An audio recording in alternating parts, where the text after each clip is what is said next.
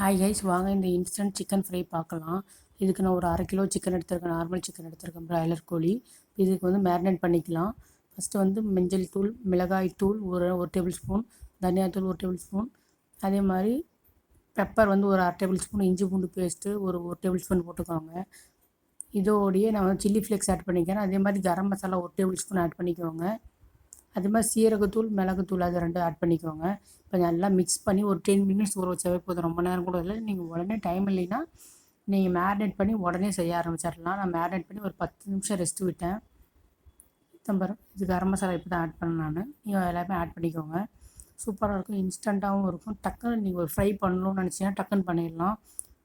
அதனால் நீங்கள் இந்த மாதிரி ட்ரை பண்ணி பாருங்கள். ஈஸி அண்டு சிம்பிள் அண்டு கலக்கிறது தான், ஃப்ரை பண்ணுறது தான், ரெடி ஆகிடும். அவ்வளோதான். இப்போ பாருங்கள், இப்போ வந்து ஒரு கடாயில் எண்ணெய் ஊற்றிக்கலாம். கொஞ்ச நாள் எண்ணெய் தாராளமாக ஊற்றிக்கோங்க. இப்போ சிக்கன் எல்லாமே போட்டு ஃப்ரை பண்ணிக்கலாம். லைனாக ஒவ்வொன்றும் அடுக்கி வச்சுக்கோங்க சிக்கன் எல்லாத்தையும். நான் ஒரு 1/2 கேஜி சிக்கன் எடுத்திருக்கேன். நீங்கள் ஃப்ரைக்கு சூப்பராக இருக்கும். ட்ரை பண்ணி பார்த்துட்டு எப்படி இருக்குன்னு சொல்லுங்கள். இது இன்ஸ்டன்ட் சிக்கன்.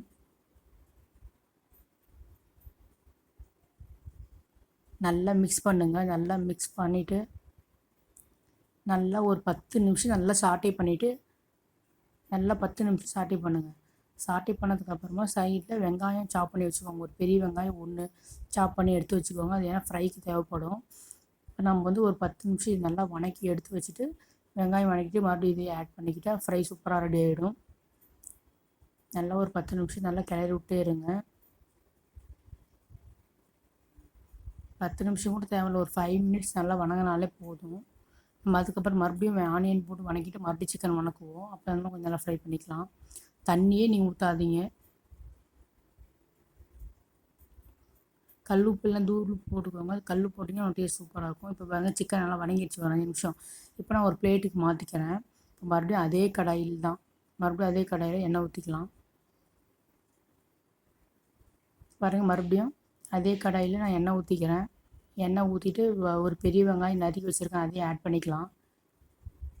நல்லா ஆட் பண்ணிக்கோங்க. நல்லா வணக்குங்க. நல்லா வணங்கினதுக்கப்புறமா நம்ம மறுபடியும் அந்த சிக்கனையும் ஆட் பண்ணிக்கலாம். மறுபடியும் ஆட் பண்ணி நல்லா ஃப்ரை பண்ணி எடுத்திங்கன்னா சூப்பராக இன்ஸ்டன்ட் அண்டு ஈஸியான சிக்கன் ஃப்ரை ரெடி ஆகிடும். நீங்கள் கண்டிப்பாக இதை ட்ரை பண்ணி பார்த்துட்டு எப்படி இருக்குன்னு சொல்லுங்கள். டேஸ்ட்டு சூப்பராக இருக்கும். நீங்கள் ஒரு டைமாச்சும் இந்த சிக்கன் வாங்கினீங்கன்னா சிம்பிள் அண்டு ஈஸியாக ட்ரை பண்ணி பாருங்கள். கடையில் வாங்குறதோட டேஸ்ட்டு சூப்பராக இருக்கும். சொல்லவே எனக்கு அப்படியே இதோட ஒரு சாதம் வச்சு அப்படி சாப்பிட்டிங்கன்னா சூப்பராக இருக்கும். அப்படி இல்லைன்னா சப்பாத்தி, இல்லைன்னா தோசை, இட்லி எல்லாத்துக்குமே காம்பினேஷன் ஃப்ரைக்கு சூப்பராக இருக்கும். பிரியாணியோட சூப்பராக இருக்கும்.